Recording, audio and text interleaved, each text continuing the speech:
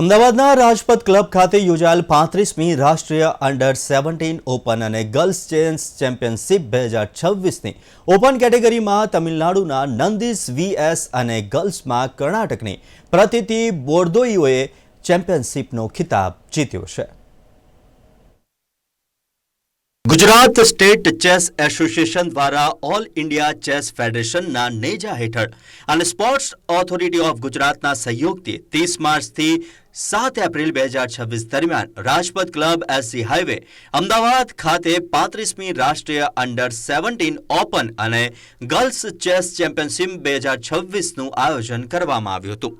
11મા અને અંતિમ રાઉન્ડ પૂર્ણ થયા પછી તમિલનાડુના એફએમ નંદિસ વીએસે ઓપન કેટેગરીમાં 9.5 પોઈન્ટ સાથે ચેમ્પિયનશિપનો ખિતાબ જીત્યો। છેલ્લા 11મા રાઉન્ડમાં નંદિશે એમપીના માધવેન્દ્ર પ્રતાપ શર્માને હરાવીને બોર્ડમાં પ્રથમ સ્થાન મેળવ્યું, તો ગોવાના આઈએમ વાઝ એથન દ્વારા પણ શાનદાર પ્રદર્શન કરવામાં આવ્યું, જેમણે 9 પોઈન્ટ સાથે બોર્ડમાં બીજું સ્થાન મેળવ્યું।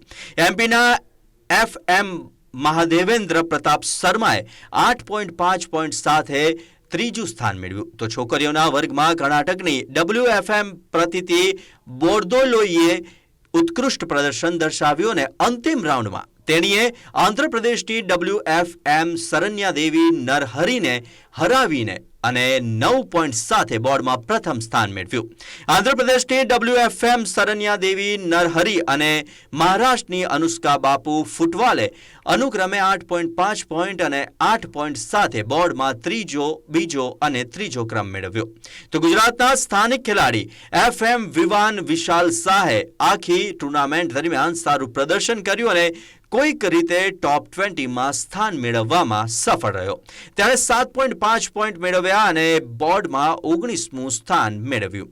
આ ટુર્નામેન્ટ સ્વિસ સિસ્ટમ સાથે કુલ 11 રાઉન્ડમાં રમાઈ હતી। કુલ 9 લાખ રૂપિયાનું રોકડ ઇનામ અને દરેક કેટેગરીમાં ટોચના 20 છોકરાઓ અને 20 છોકરીઓને અપાયું હતું અને ટ્રોફી એનાયત કરવામાં આવી હતી।